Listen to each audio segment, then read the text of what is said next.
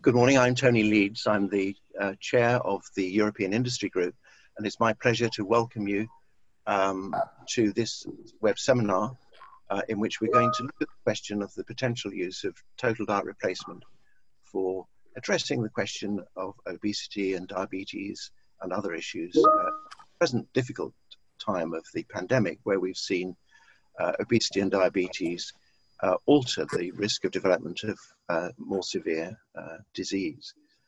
Next slide, please.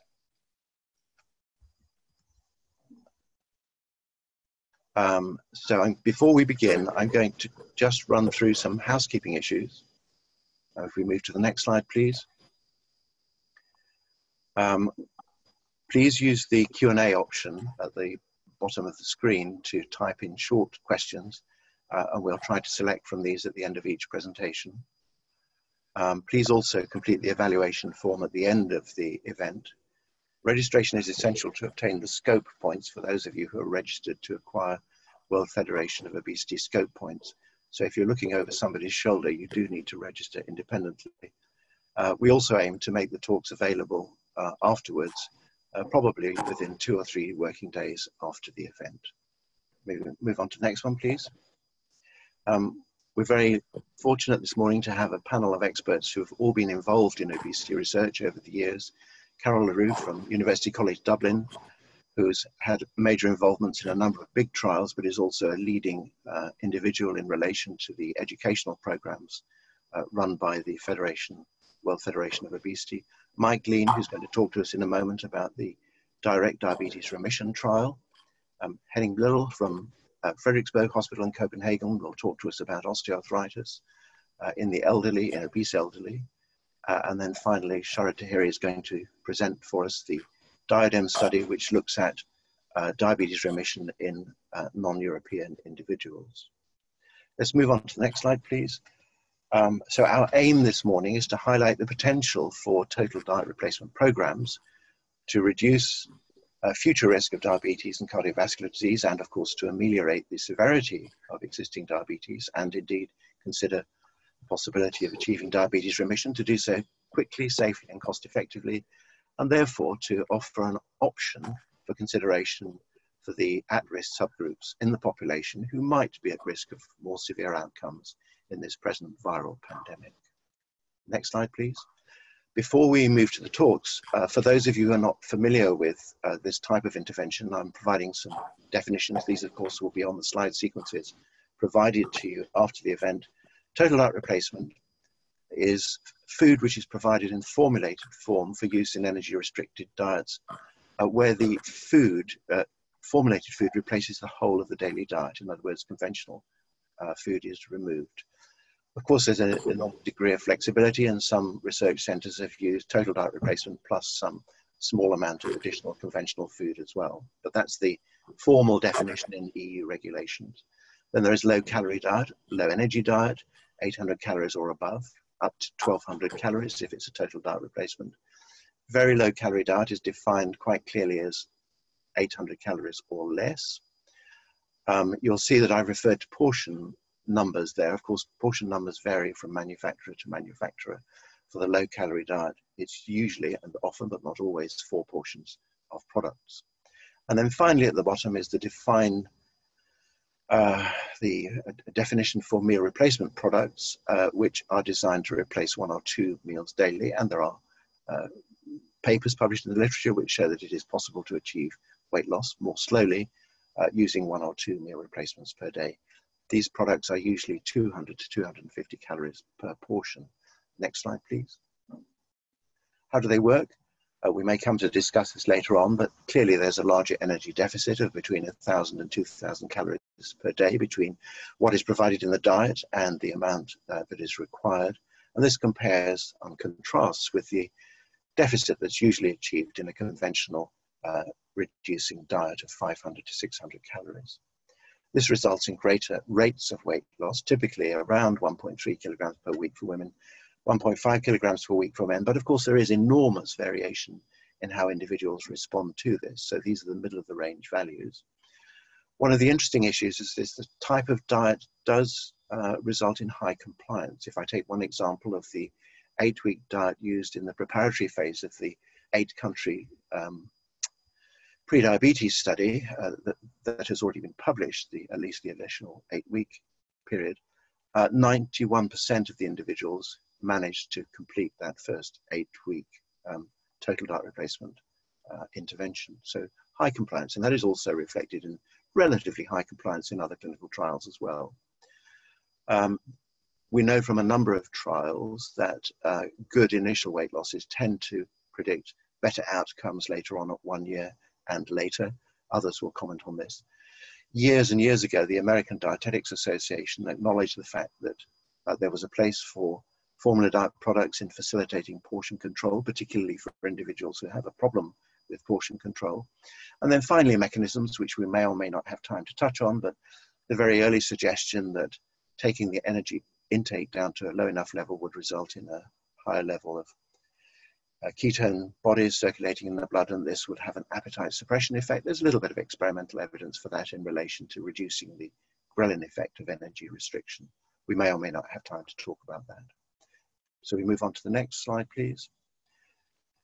Nutrient composition is defined within regulations, and at the moment, the values given indicate that the typical products on the market would provide 60 to 80 grams for 600 to 800 calories, which would come out at 0.75 to 1 gram per kilogram. Carbohydrate at the level shown there. Essential fatty acids are defined within the regulations, and micronutrients, 100% for TDR and not less than 30% of the recommended intake for meal replacement products. You need to be aware that there is, within the European community and the European Union, an intention that the composition will change in 2 years' time, and I think Mike is going to talk a little bit about that in the future. So thank you very much. We will now move on to consider the first talk, in which Carol LaRue is going to consider obesity nutritional status and COVID-19. Carol. And our first speaker is Carol LaRue. Carol, we're looking forward to hearing what you have to say. Thank you. Tony, thank you very much for this opportunity to share some of our ideas and thoughts with you. And I'm really sort of showing this picture from right from Derby, showing what the Victorians thought about science. And it reminded me how we are approaching the whole COVID-19 epidemic.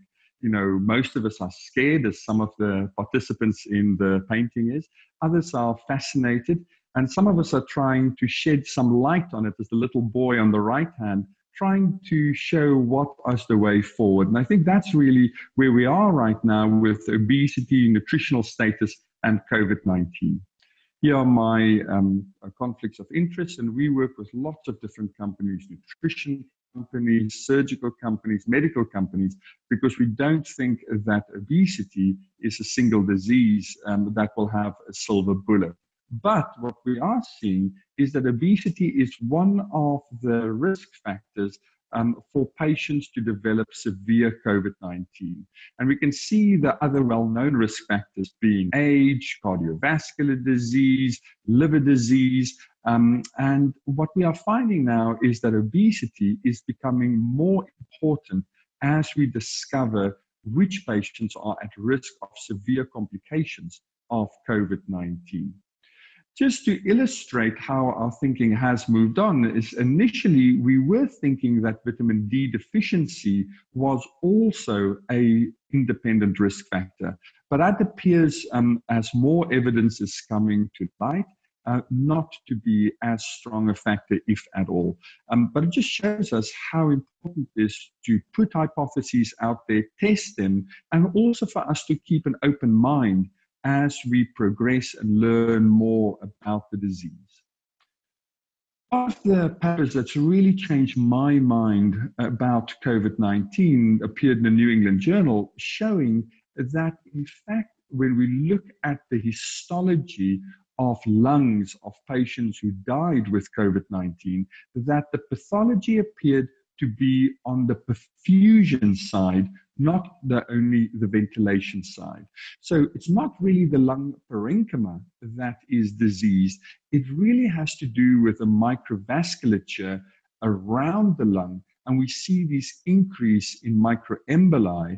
And suddenly it makes sense to us when we speak to our intensive care colleagues, and they say it's relatively easy to ventilate patients with COVID-19, but what they are finding is that there's a ventilation perfusion defect. So certainly if we think of COVID-19 as a disease that attacks the microvasculature, then suddenly it starts making sense to us why obesity may also be an independent risk factor, because obesity in its own right, together with the complications of obesity, are well known to attack the microvasculature of organs across the body.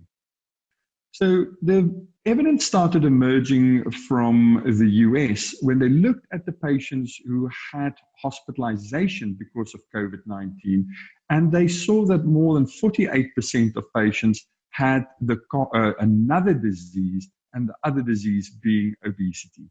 So obesity was a very common disease that was diagnosed at the same time, or rather prevalent at the same time, with patients who were hospitalized for COVID-19.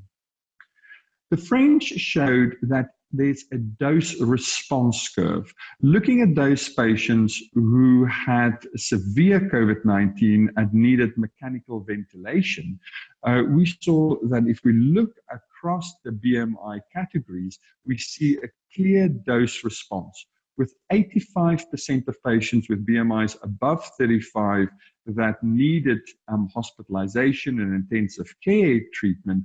They actually also had to require mechanical ventilation. So we see that it is a common disease in people with COVID-19, but also that there's a clear dose response when we come over to the body mass index and how it increases across the range. So obesity appears to be associated with a higher probability of mortality. This is UK data showing us, of course, that we see that with age, the increase in age is a very important predictor and risk factor for death with COVID-19. But if we go down highlighted in red here, we see that obesity also appears to be an independent risk factor, together with chronic cardiac disease. And again, I will remind you of that observation in the New England Journal, that it's really the microvasculature that is the bed for pathology in patients with COVID-19 or severe COVID-19. And therefore, it suddenly, again, makes more sense to us to see just the strength of this association. Now, looking at obesity as a specific risk factor for COVID-19, also in a Mexican cohort, we see that this combination of obesity with COVID-19 becomes much stronger than obesity in its own right. So evidence that we have now shown from the UK, from France, from the US, from Mexico, so it does not really matter what jurisdiction you find yourself in. There seems to be consistency in the data when it comes to COVID-19 and obesity. So the increasing risk of COVID-19 related to death with increasing BMI was also shown within the UK population. So we can see that those patients with BMIs above 40 really had almost a threefold increase in the risk of death. Now, that's a very significant change, and that allows us to rethink our approach to obesity, not only as a comorbidity that leads to other diseases, but obesity as a disease in its own right with complications. And here we see that COVID-19, together with obesity, has significant complications, including mortality. So let's consider the potential mechanisms why obesity and COVID-19 can lead to more severe outcomes. So we understand the compromised lung function. Many patients living with obesity have a restrictive lung disease because of the increased adipose tissue on the chest wall, but also the combination with sleep apnea that again drives inflammation. Inflammation in its own right is recognized in patients with obesity. And just when we look at the CRPs of our patients, we can very often see CRPs of 5 or 6 in patients with obesity. And when we treat them, we can see how that significantly reduces. So if we have a already compromised state where people have chronic inflammation, we can see how additional inflammation by the virus can really tip the balance.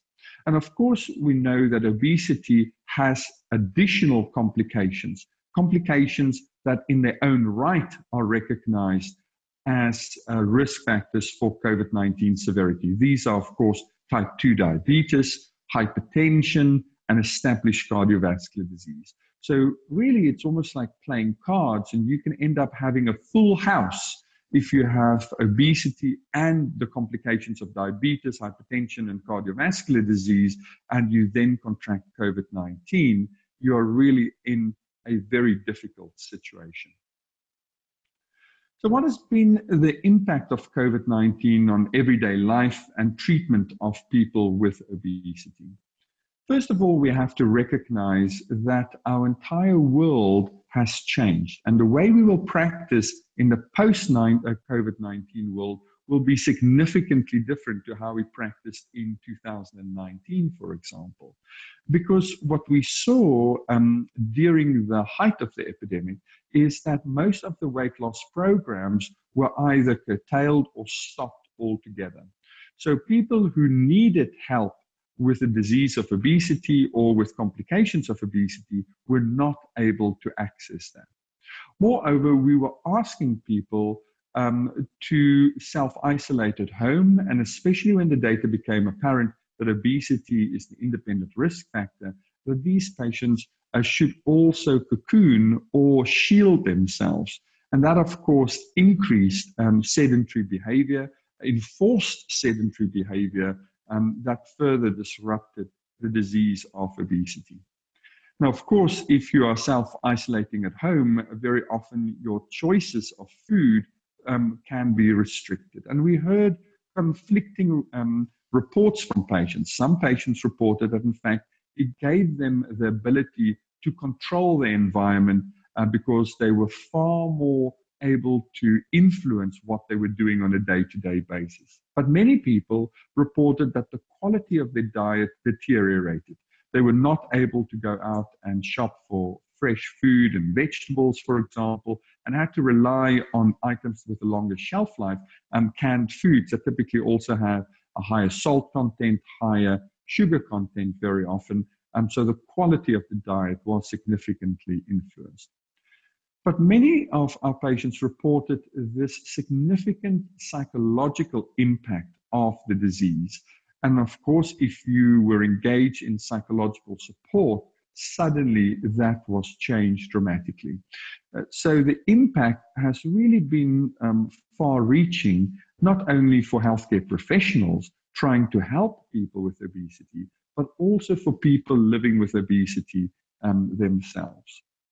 If we summarize, we would say that COVID-19 and obesity, that patients living with obesity do not have an increased risk of contracting SARS, but they do, in fact, seem to have a higher risk. And obesity is one of the most prevalent diseases amongst patients that are hospitalized for COVID-19.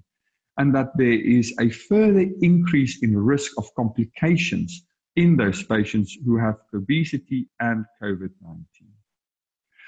So if I summarize, I would say that obesity causes higher risk of complications and adverse outcomes of COVID-19.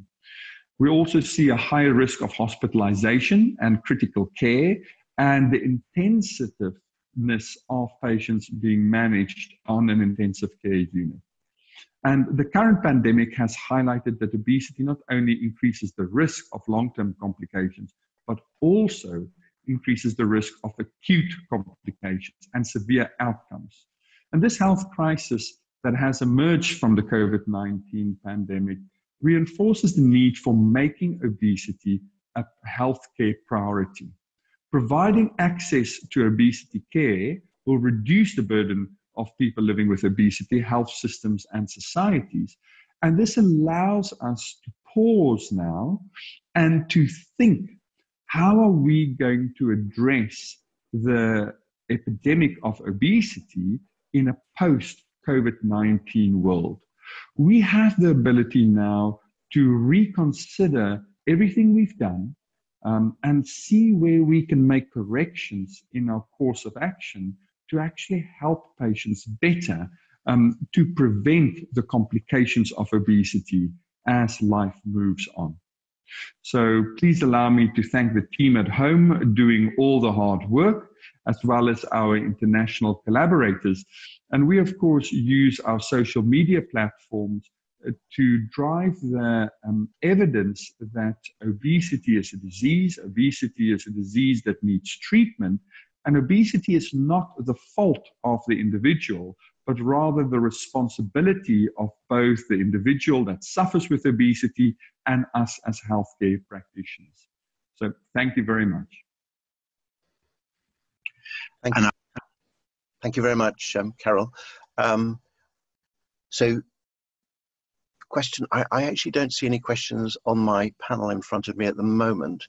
So in the meantime, could I just ask you, in terms of addressing this, obviously there's an option for looking at short-term changes and long-term changes. Could you suggest what you think public health authorities and national health authorities may now consider in terms of how to address the issues that you've just described? What suggestions would you have to public health authorities? I think we have a lot of new treatments available, being diet approaches, medication, or even surgical approaches that have good evidence base, but also are cost effective. And what we now need to do is to try and match those treatments with patients who have the disease of obesity. Unfortunately, we don't have any predictors yet. We don't have a blood test we can do that can ask, that can guide us to say, this person should have this diet approach, or this person should have this medication approach. So in our practice, what we do is we offer all the approaches to patients, and we allow patients to guide us as to where they will feel more comfortable. And of course, we find that most patients would like to have the approaches that have good evidence, for example, like diet approaches, but also have very low risk. So that's a very popular choice. But I don't think it's the only choice. And I don't think we need to force people to have one treatment above another. But that's a challenge for our healthcare authorities, because we live in this environment where we can't predict the outcome. But we do know that we can, once patients engage and they are successful, these treatments are very cost effective. Thank you. Do you think the setting for delivery of obesity services is important? Because clearly the specialist secondary care environment will have difficulty in delivering enough to address the whole population problem. And we really have to look perhaps to primary care delivery. What is your opinion on the setting? No doubt that any disease that affects 15 to 25% of the population cannot be addressed in secondary care. It has to be addressed in primary care. And therefore, we have to work very closely with our primary care colleagues.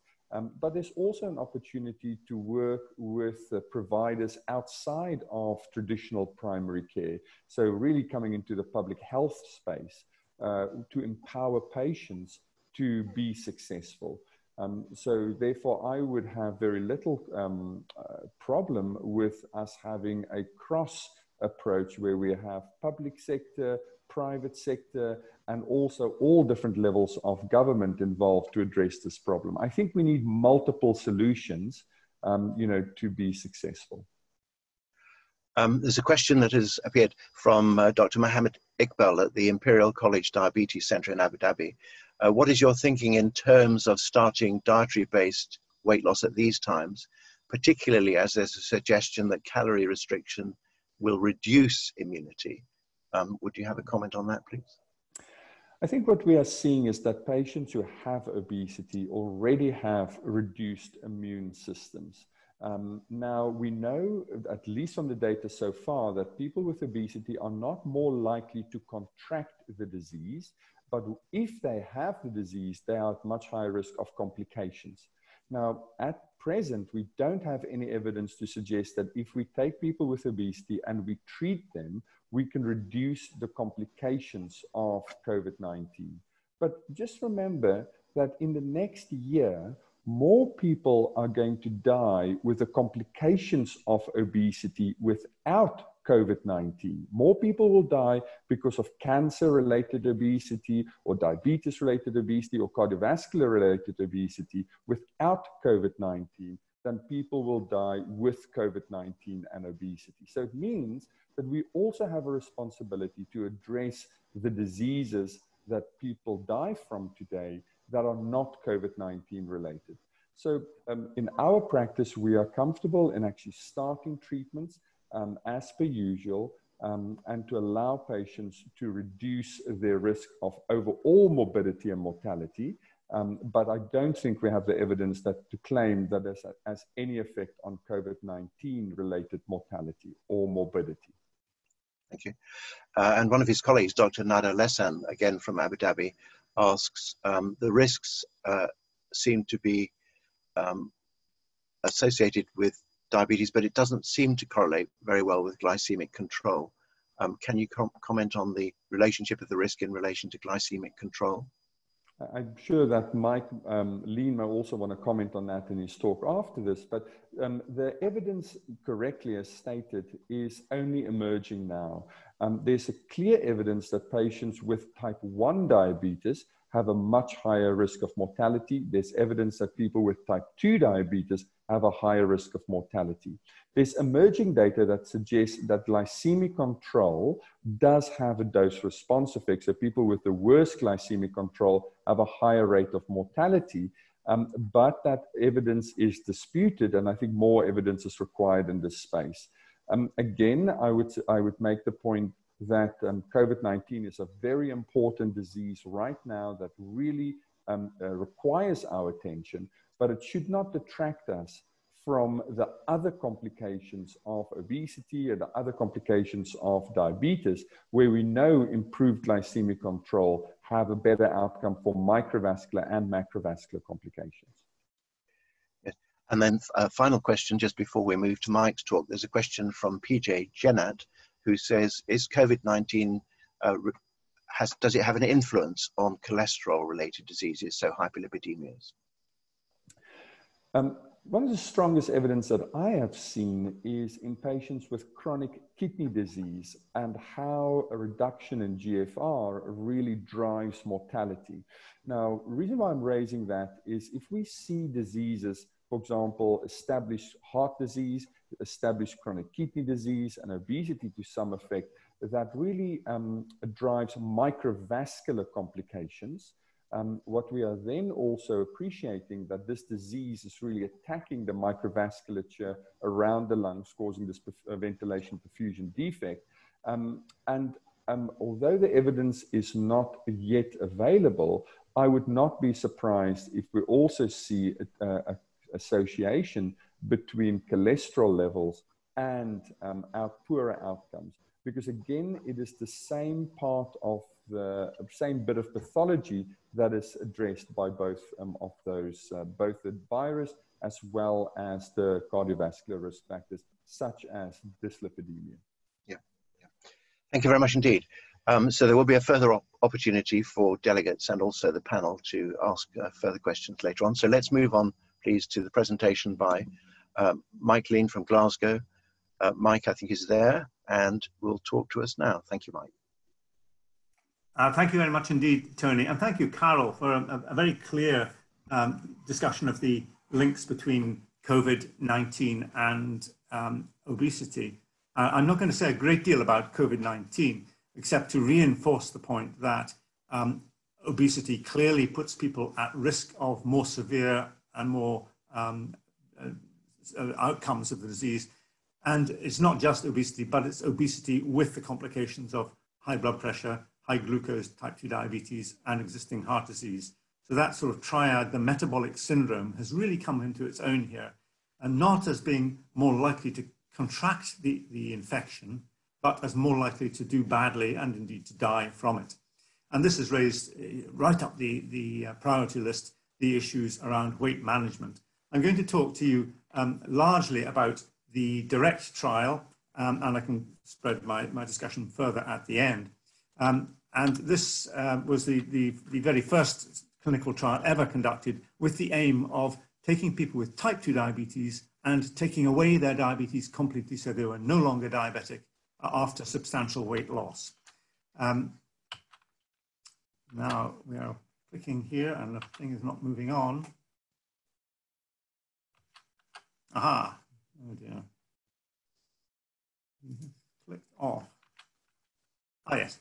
The next slide here shows my sort of starting point, which you're all very familiar with. Without COVID-19, type 2 diabetes is in fact one of the most tragic and most serious, cruel diseases, which takes away people's lives, it destroys families, with all the major complications listed here that we're all very familiar with. Now, we were taught as students that type 2 diabetes was permanent, it was incurable, treated with tablets, and inevitably progressive. However, since when I was a student, the average age of onset was around 70 years. Most of our patients with type 2 diabetes did not suffer the complications seen on this list. And the big difference that has happened in the last 30 years, 40 years, is that with the obesity epidemic, people are now developing type 2 diabetes, not in their 70s, not even in their 60s, but commonly in their 50s and even 40s and younger. And these people are mostly now developing the complications, and these are very serious, and the complications are untreatable, they're permanent.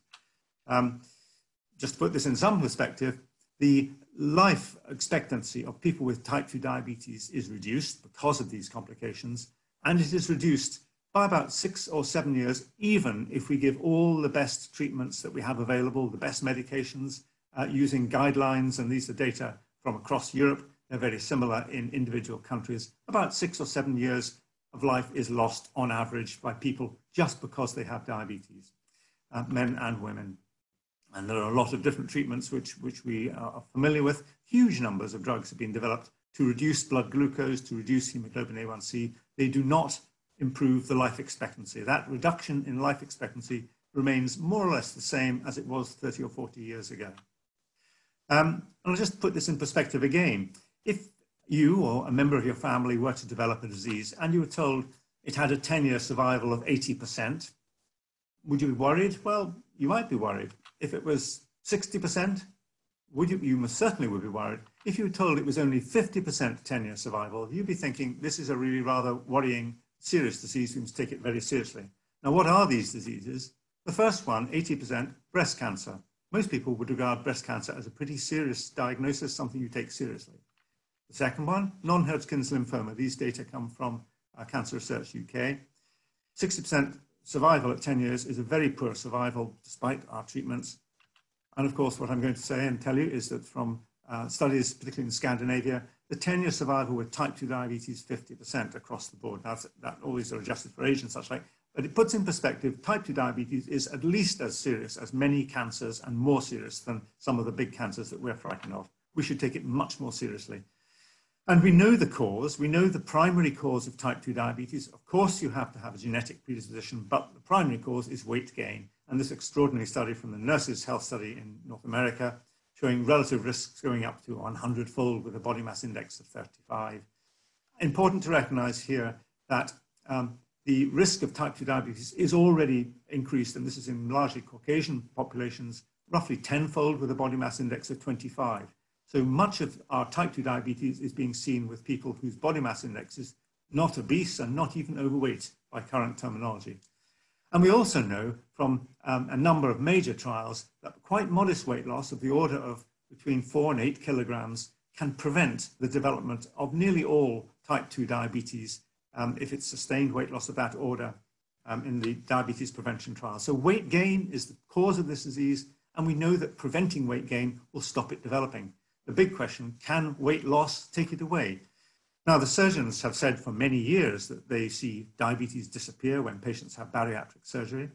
The first randomized trial, which was done by John Dixon in Melbourne in Australia, showed this very clearly. It's a very small trial, but what it showed was in the black, the people who failed to lose much weight their weight losses were under 10% in the main, remained diabetic after 2 years. And they're in the black in this slide with the usual diet, usual diabetic clinic, or gastric banding. Those who lost weight became white. They became no longer diabetic after 2 years. And they had a remission rate, no longer diabetic, not requiring treatment, of about 73% for bariatric surgery. I put a line on this at about 15 kilograms because that seemed to separate the greater successes from the lesser successes. And with that, you get 83% remissions with a 15 kilogram weight loss. People who lost more than 15 kilograms, 83% no longer diabetic after 2 years. And in fact, we could probably have put that line at 10 kilograms weight loss and got the same result. So this tells us that you don't need to lose 20, 30, 40 kilograms to get rid of type 2 diabetes. And 15% becomes the sort of target which is just about possible now with dietary approaches, perhaps also with more modern medications as well. And we know also from a very old study published, in fact, from Scotland in 1990, that people who lose weight with type 2 diabetes, if they're overweight to start with, BMI over 25, they will live longer. And this is a striking study because what it showed was that with 15 kilograms weight loss, the life expectancy of people with type 2 diabetes was the same as people who never had diabetes. If they failed to lose weight, then their diabetes would take 7 years off their lives. If they lost 15 kilograms, they would live as long as people who'd never had diabetes. So that 15 kilograms seemed to ring a bell. Based on these figures, we established the diabetes remission clinical trial, the first ever to attempt remission of type 2 diabetes as its primary outcome. We conducted this across Scotland and the northeast of England in collaboration with Roy Taylor, who works in Newcastle. We divided practices into controls who had all our guidelines. They got all the best treatment for diabetes. They didn't have to pay for it under the National Health Service, so all the top treatment, current treatment, which is recommended. The intervention group had the same guidelines, the same treatments, plus the Counterweight Plus weight management program, which I'll describe for you. And we had a very high uptake, people very keen to get remissions of their diabetes. And we selected people who were very typical of the sorts of patients seen in primary care. And these are patients who they don't go to hospital as part of the trial. They're seen entirely in primary care. Age 54, on average, body mass index about 35, hemoglobin A1C 59. And we purposely took people within 6 years of diagnosis. So they had diabetes up to 6 years. And they were not yet on insulin because this was conducted in primary care where the doctors were not so confident about adjusting insulin. The intervention, as I say, they were seen entirely within their villages or their practices in the country. They were seen on day one. And on day one, we said, we want you to stop all your anti-diabetes medication and all your antihypertensive and diuretic medications. And we had a protocol through the trial so that if blood glucose rose or blood pressure rose, they would restart medications. But our hope was that they would lose weight and that they would not many would require to go back on medication. They then went on to total diet replacement, which, as Tony explained, meant that they were being asked to take a formula diet 3 times a day, which would provide all their nutrients entirely safely, all the required nutrients, but only 830 calories a day. And on that, we expected them to lose somewhere between 1.5 to 2 kilograms every week if they followed it completely. Of course, many would not do that. But that was the wish. They were then seen 2 weekly during that time. They moved on to a food reintroduction program, very carefully designed program to reintroduce foods, not the old foods they were eating before while they were overweight and diabetic, but a new normality of a dietary program which would then lead them on to weight loss maintenance, and they were followed up to support them through weight loss maintenance for 2 years. Observations are continuing for 5 years, but that was the randomized trial. We're not moving on. Can we move on?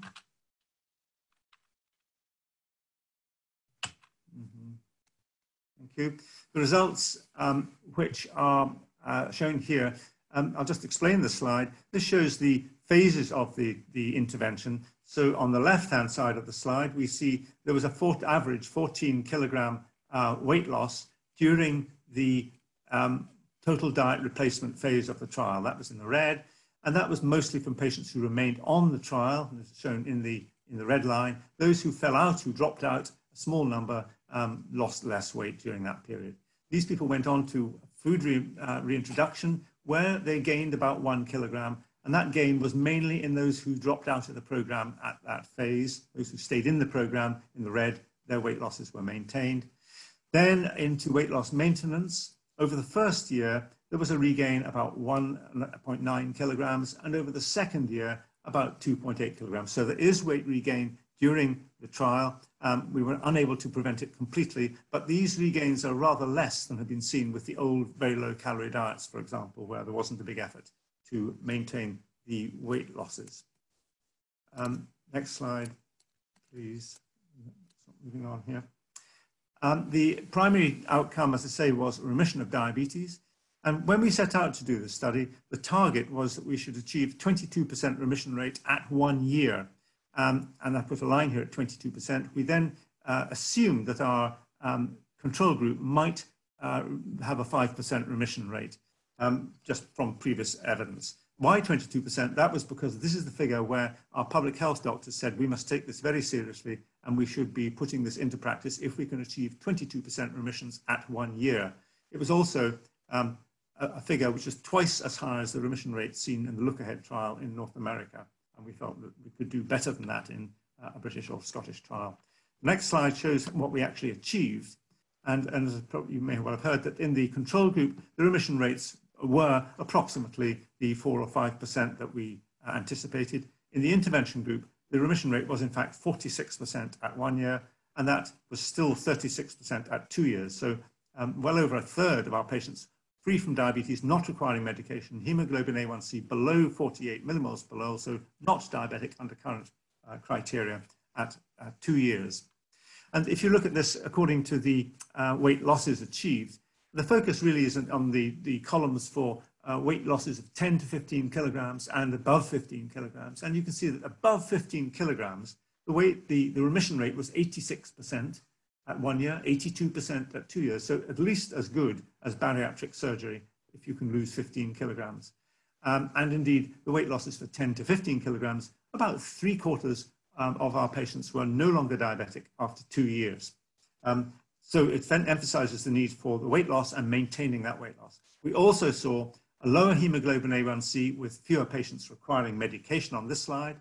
And on the next slide, a lower blood pressure with fewer patients requiring antihypertensive drugs at 2 years. And these add up to an economic advantage.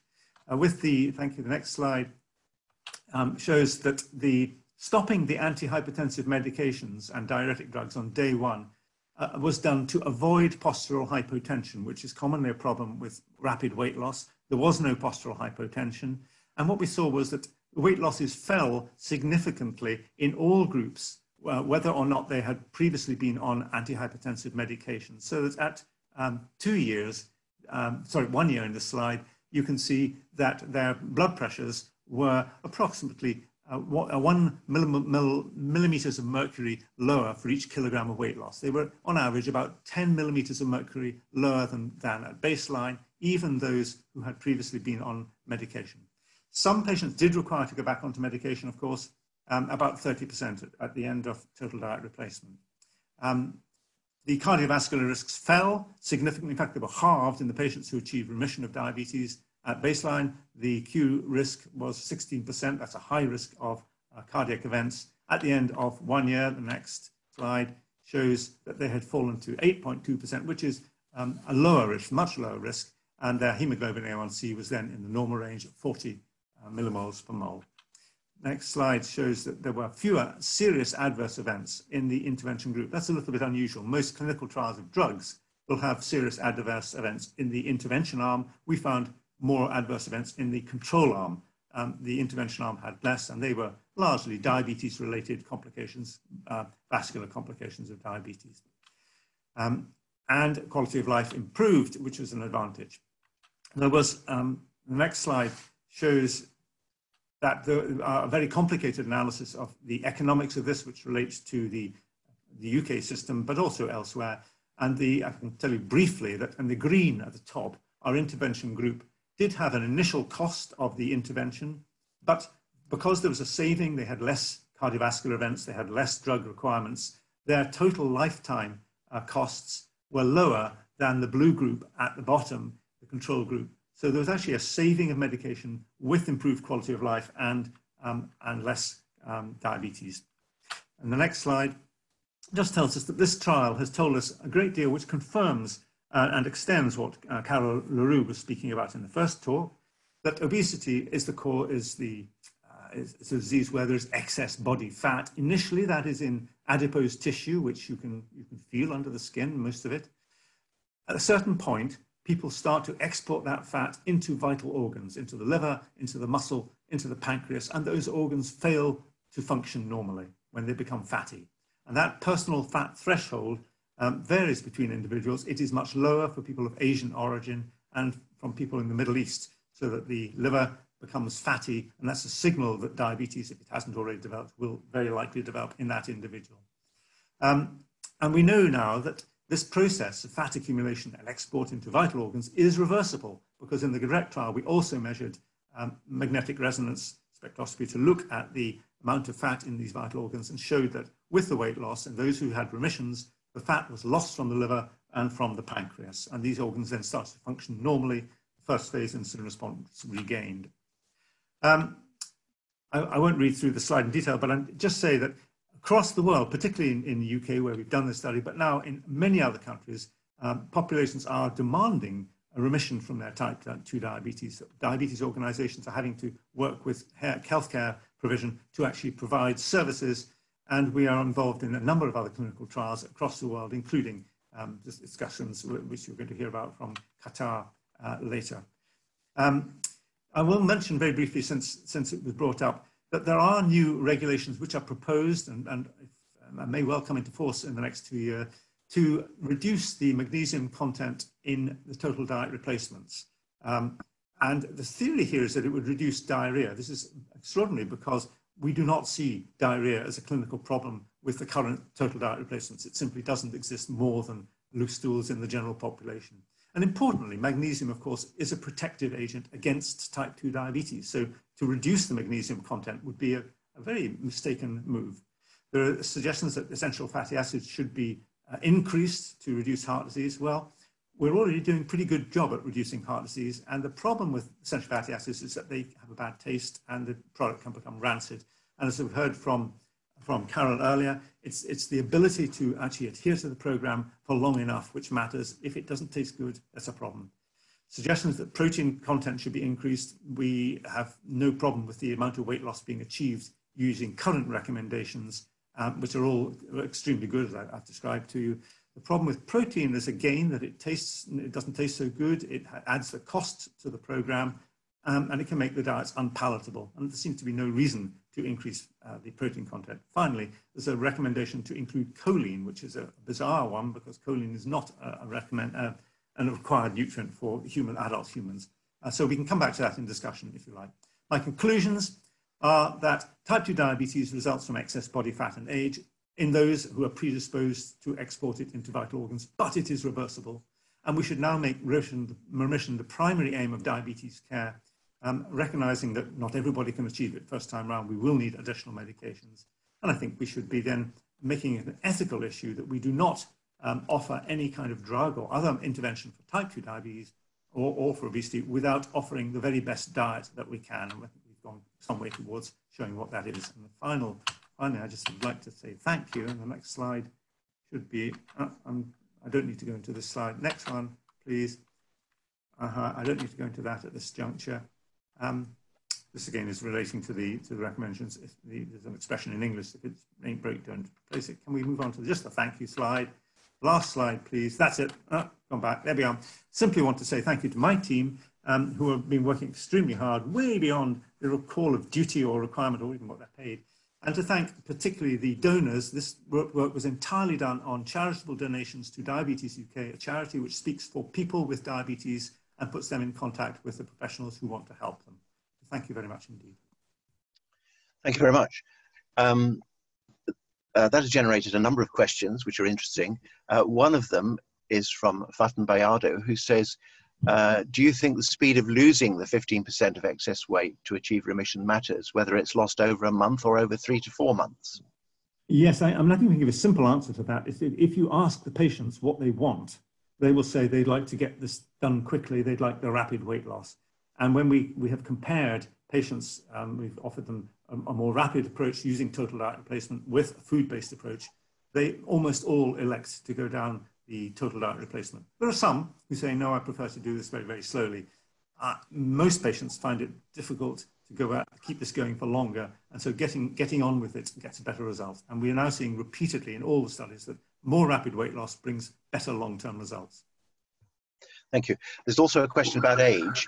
What was the age of participants in the direct trial? The average age was 54, which is typical. It's about the average age of onset, being about 51 in Scotland. So 54 is the average for people who had diabetes for about 3 years.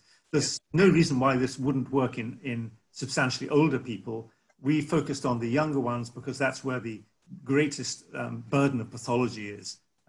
But I don't think there's any particular age band that we would focus on. In the results at the end, it did appear that patients who were older tended to do slightly better with weight loss, and not to a major degree, but they did slightly better. So it was actually quite rewarding to work with older patients. And the second part of that question was, in fact, can this be provided to anyone over 75? And this also relates to an earlier question that came up from Manuel Alves, which is, what is your opinion on sarcopenic obesity? Do we need to measure muscle mass in some of these people? Yes, the way, and the answer to the over 75s is you have to weigh up the effort, and it is quite hard work to do this. There are many 75-year-olds or older who are willing to put in that effort and who benefit from improved mobility, who feel better after they lost weight, and their metabolic state does improve. Whether that would translate into improved quality of life expectancy, I think, is more difficult once you're into 70 or 80s especially. I think the medical gain is likely to be a bit less. You also raised the question of sarcopenic obesity. We know that a number or a majority perhaps of the older people in their 70s and 80s with obesity actually have very low muscle mass. There has been concern expressed that perhaps if they lose weight, they will lose muscle mass. That only happens if they're inactive. And what we find is that people who are able to lose weight are able to maintain their physical activity rather better. And I think it's important to recognize that during any weight management trial, we do also always recommend that patients maintain physical activity as long as they can, and then begin to increase it after they've lost weight. And that should protect the muscle, in fact, even increase muscle mass in the older patients. And that's been seen, that was actually seen in the look-ahead trial, where they found that there was, in fact, a gain in muscle mass in patients who did quite modest physical activity to promote that. Okay, there's a question about magnesium, which we'll take in the general discussion, but from Elizabeth Beltran-Lopez, are these shakes high in protein, low in carbohydrates, and so on? What are your thoughts on the low carbohydrate diets? I had a slide on low carbohydrate diets. There have been multiple meta-analyses on low carbohydrate diets, and we've just completed another one with one of my colleagues, which all show there is no difference in outcomes whether you use low carbohydrate or high carbohydrate. There is no difference. Now that's in randomized trials where you randomly allocate one diet or the other to people, and there is simply no difference in terms of weight loss, in terms of diabetes control, in terms of blood pressure or lipids. There is no difference.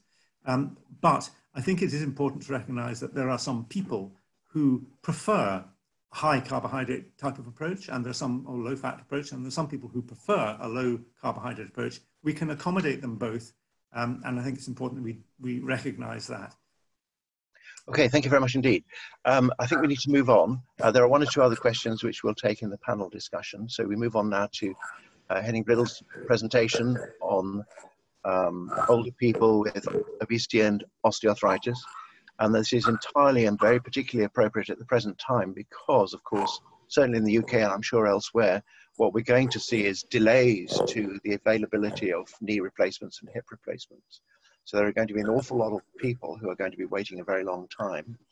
And of course, osteoarthritis is common among our older populations and often overlaps with diabetes. So Henning, please. Thank you. Thank you so much, Tony, and thank you for the being able to participate in this very interesting lecture, actually, both from Carol and Mike. Wonderful presentations, thank you. I'll try to come in. Where does this work? Yeah. I tried to go through with you some of the interesting facts that we've learned over the years working with elderly obese people at the same time having osteoarthritis of the knee. And I'll just, with this disclosure, tell you that much of the study I go through has been sponsored in part by the Cambridge Weight Plan.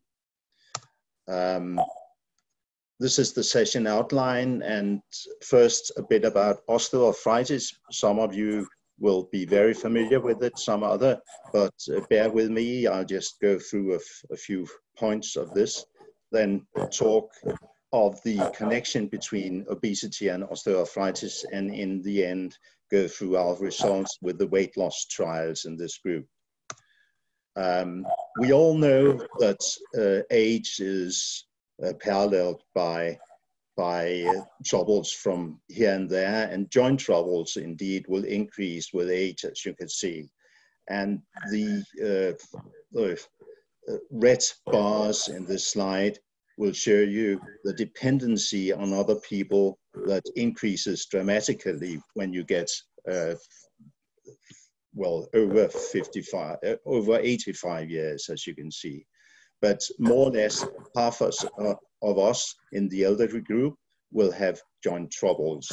When you ask people which joints this is about, it's the knee. The knee is a very social instrument, and beware that the knee will take you around in the world. In this case, you can see that much of the trouble people complain about will be the knees. So it's an important instrument to all of us at that age. Osteoarthritis symptoms are pain and stiffness and loss of function. And this will not depend totally, but be somewhat correlated to the degree of osteoarthritis as seen on the x-rays. And we grade the osteoarthritis from the x-ray to 1, 2, and 3, and grade 4 will be what we call joint death, more or less, because this is end-stage osteoarthritis where you have very severe changes. And on the left, on this panel, you can see a grade 4 change in the knee with bow-legged appearance and the cartilage more or less worn down in the medial compartment of both knees.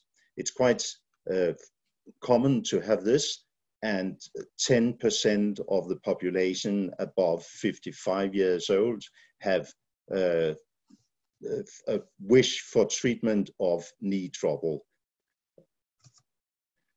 Most of the studies you'll see dealing with osteoarthritis go into the grade 2 and 3 participants, but in our case, I'll show you some data with all grades being able to participate. Now, what happens with osteoarthritis? You can get a quick look on this. This is taken from an overview in the Lancet a couple of years ago, and you'll have the reference with the next slide. But you can see that the healthy joint is depending on cartilage, sound layer of cartilage, above a good and well-functioning bone near to the cartilage, and a very thin synovial tissue feeding all the joints. What happens with osteoarthritis is that all this will change. As you can see, it's not only the cartilage being worn down, but also changes appear in the bone near to the joint, in the synovial tissue, and even not on this slide, with all other soft tissues around the joint. And if an interesting point with the symptoms of osteoarthritis is that there are no nerves or at that blood vessels in the cartilage. So something else must be causing the damage. And we know now that much of the symptoms you have with osteoarthritis stem from the inflammation accompanying this process. So it's a biochemically active environment, and it's all attacking the cartilage in the end. Here you see an MRI scan of a knee seen from the lateral aspect. You can see on this slide the kneecap. There's fluid, there's fluid in the bursa above the knee. Here you have the femoral bone, and in front of all this you have the fat mass of the knee called the Hoffa's body.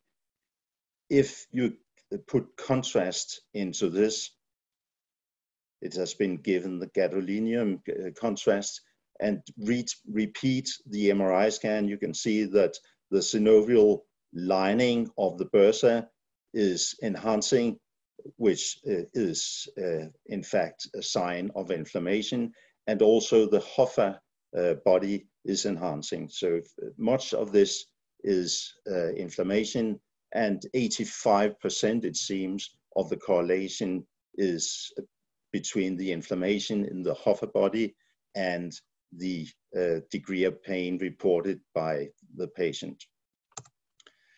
Now, obesity is very closely linked to osteoarthritis. And this is a British study, epidemiological study, trying to figure out what is the risk of having end-stage osteoarthritis when seen in a connection with BMI. And both this and data from the States show us that the risk of acquiring knee osteoarthritis increases dramatically if you go into the overweight and obese BMIs. And you can see here that it's almost exponential towards the end. This is quite parallel to the experiences we have from the outpatients clinics at the hospitals. The knee OA increases dramatically with obesity.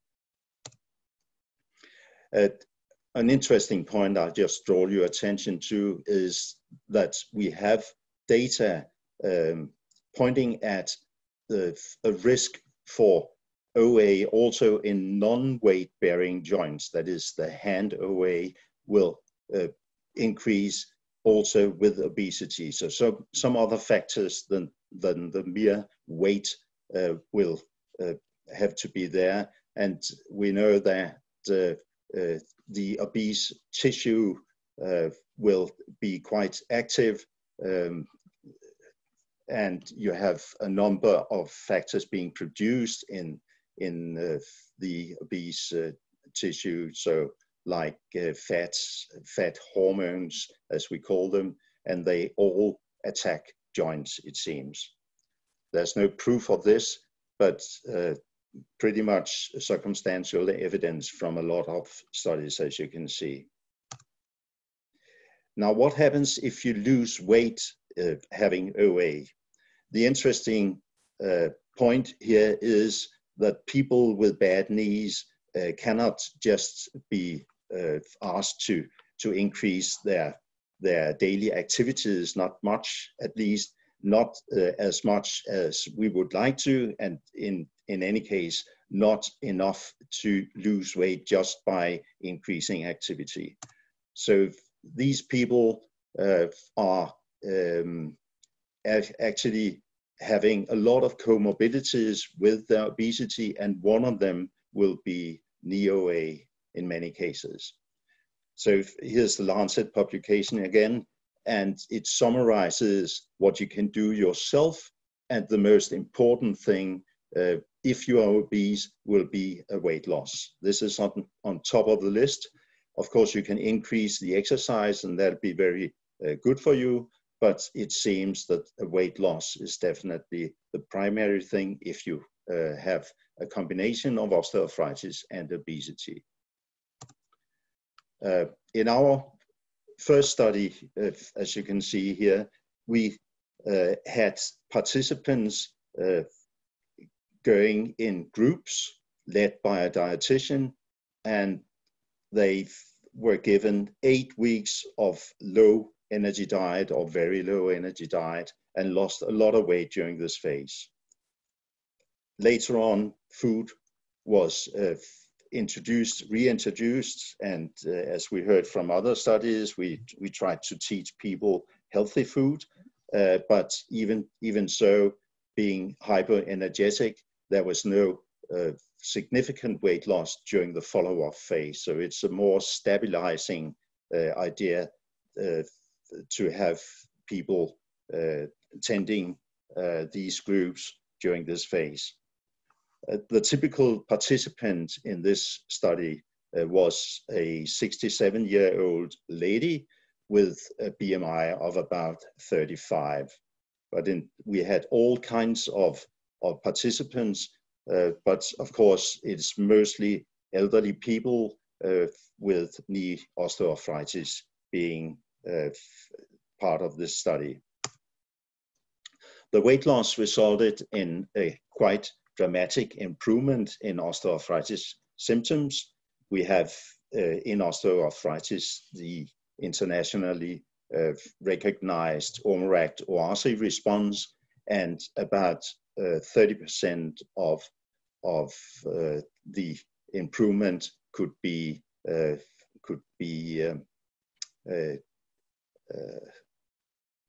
related to the weight loss of 10%. So 2 out of 3 gained a significant response to this program.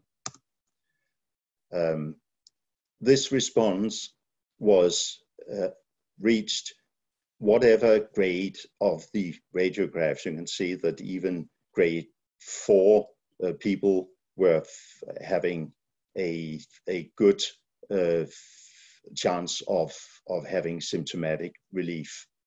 So this led us to the notion that bad knees are no excuse for not losing weight.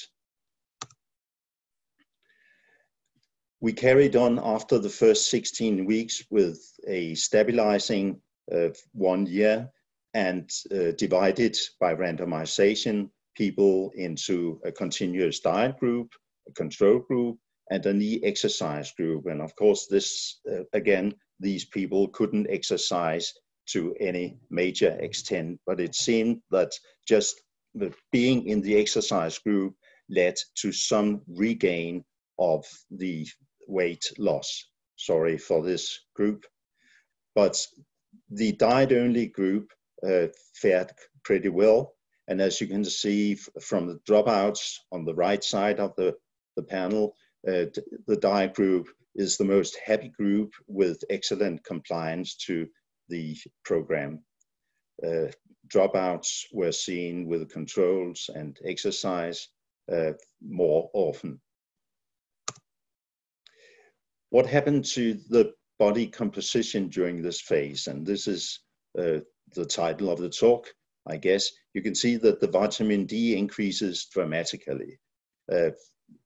Part of these participants are off on very unhealthy diets, and this is quite common with obese people, that their daily diet is unstable and irregular and not very healthy, sorry to say. In our hands, you could reach this weight loss with a very little loss of lean body mass. As you can see, only a few percentage lost. And the major weight loss was due to loss of fat mass. If we concentrate on the vitamin D, you can see that at the onset, at baseline, about half of the patient were vitamin D deficient, with a vitamin D level of below 50 at baseline. And this changed quite a lot during the 16-week weight loss program, that we saw an increase in vitamin D, and the number being below the reference range decreased quite a lot. During the following year, as you can see at the lower panel, the diet group decreased, or the number of deficient vitamin D participants decreased even further, and this was significant in comparison with the other groups in the randomization. So in the end, the diet-only group only had 8% vitamin D deficient. If we look at what this costs in grams of bone mineral, you can see again that it's not any trouble really with the initial program of the 16 weeks. During the follow-up phase the following year, you can see that we lost in the participants some bone mineral, even in the diet-only group, but again, this was less pronounced than seen in the other two groups with exercise or control. We carried on with these people for years and actually did a 3-year further study, dividing people again into 2 different programs, all led by the dietitian. One of them had 18 visits distributed over the years with the dietitian, and were allowed 1 meal replacement per day during this period. The other group, as you can see, yo-yoed a bit with their weight, and they were given the same amount of diet replacements, the same amount of visits to the dietitian, but this was concentrated for periods of 5 weeks every 4 months. And you can see that most of these people gained some weight during the other period, and during the intensive dietary period, they lost it again. And in the end, there was no significant difference between the baseline weight for this program and the end weight in the, should we say, the group having the diet replaced for 5 weeks every 4 months. They were exactly at the same weight, while the continuous one with 1 meal a day replaced gained a bit of weight, but it wasn't that much. And everyone was happy with the program, and we lost, as you can see, over these years, some 30% of the participants. Oh, sorry, I've just another point. These people, at least half of them, have very bad knees. And during a phase, as you can see, up to 4 years, we didn't see much surgery, knee replacement surgery for these very bad knees. So I think this is part of the outcome being participant in programs like this, that you reduce the number of knee replacements. As another point to make, I can tell you that having a knee replacement will not lead to a weight loss per se. In fact, people will gain a bit weight after knee replacement on average, and I think that this may be explained by the lack of knee pain, which again leads people to overeating a bit more than they used to. Also, in this material, we did the Q risk, as mentioned by Mike just a moment ago. And as you can see, the chronologic age was 63 at baseline. And sorry for, again, the typical participant ended up being 67 years. But you can see that during the weight loss program, people actually chronologically got older, but by the Q risk, heart age years reduced quite a lot. So they were, with respect to heart age, if you accept the Q risk version of this, you can see that they got quite younger during this program. In conclusion, osteoarthritis of the knee is clearly associated with BMI and age, that is. Weight loss will reduce your risk of knee osteoarthritis, and a weight loss of some 10% will reduce symptoms quite a lot, and this can be obtained whatever the radiographic status of the knee. Finally, a weight loss can be obtained with total diet replacement, and during follow-up, in this case up to 4 years, you can stabilize this weight loss. So thank you for attending. Thank you, Tony, again for letting me participate in this. Thank you very much. Thank you for that splendid summary. Now, we have a number of questions from individuals. One asks, does losing weight fast affect the joint positively or negatively? I suppose they're suggesting, is there a short-term effect on the joint, which may then be ameliorated by increased strength with muscles around the joint and so on? What do we know from clinical practice? Well, I'm sorry to admit that we have had a lot of studies going on these participants, and in the end, they don't become more active at all. We had a small accelerometer placed on their leg and could follow their activity over the 24 hours, and nothing happened. In the end, they were just as inactive as at baseline. So nothing happens to the activity.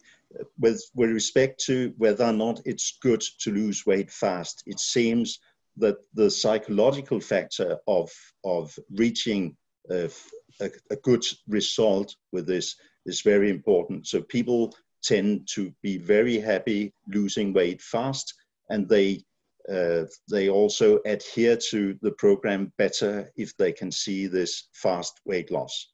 So it doesn't really affect the knee whether or not you lose the weight fast. This is kilo to kilo. You get better, but it's a psychological factor that should be regarded as very important.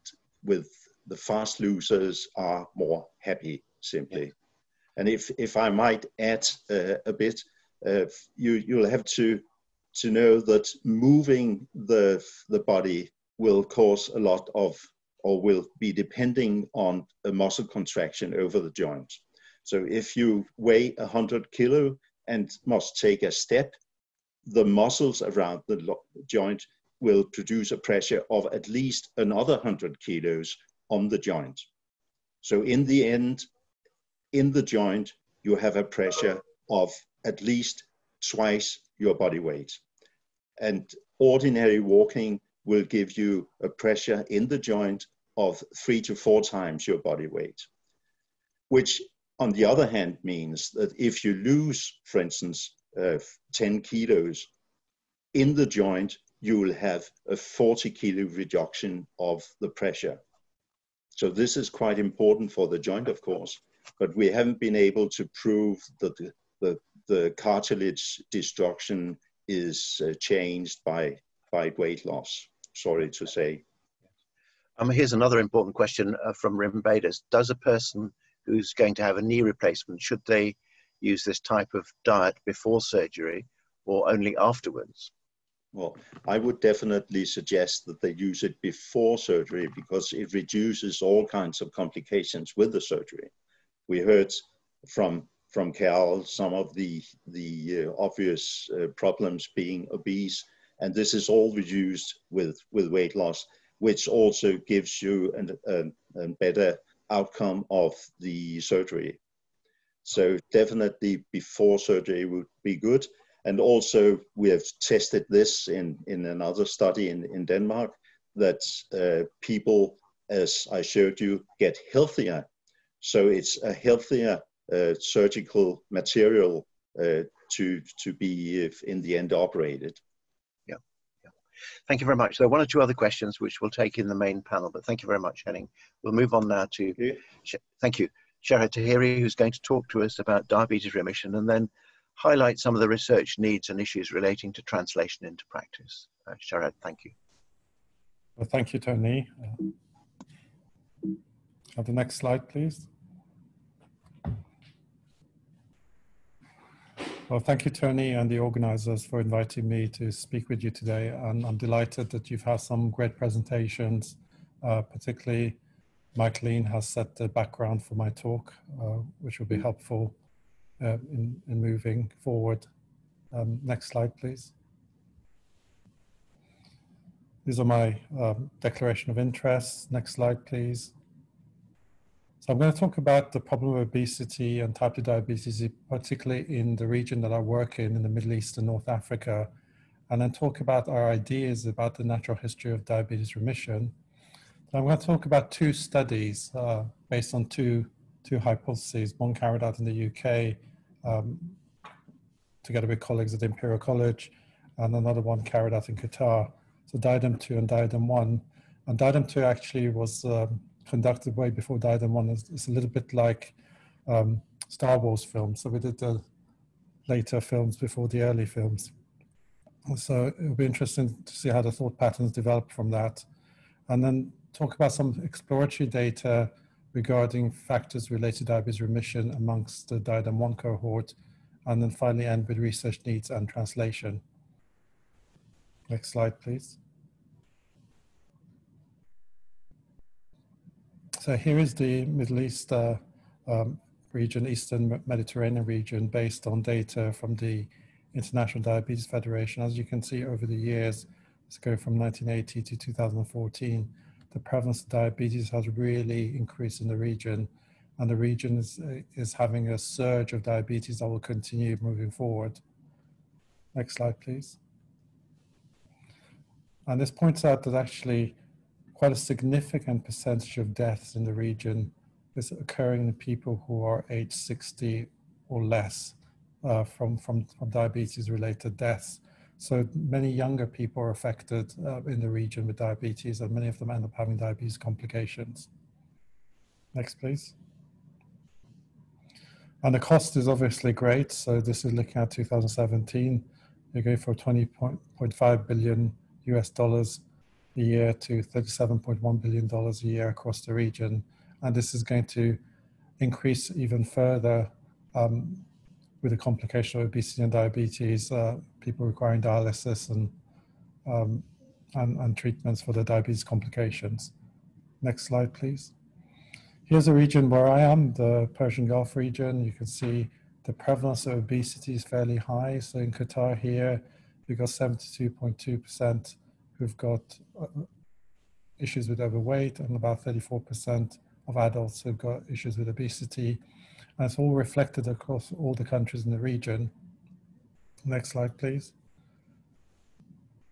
So here's Qatar. It's a peninsula within the Persian Gulf. It's got a population of about 300,000 local inhabitants and a total of 3 million. The remainder coming from other areas of the world to come here to work. The country is very rich in gas, natural gas, and that has generated development in the country. You can see the extensive development that's occurring in Qatar. And part of that development has been the nutrition transition that's taken the country from traditional foods to additional Western lifestyles and behaviors and additional Western foods that have resulted in the surge in obesity.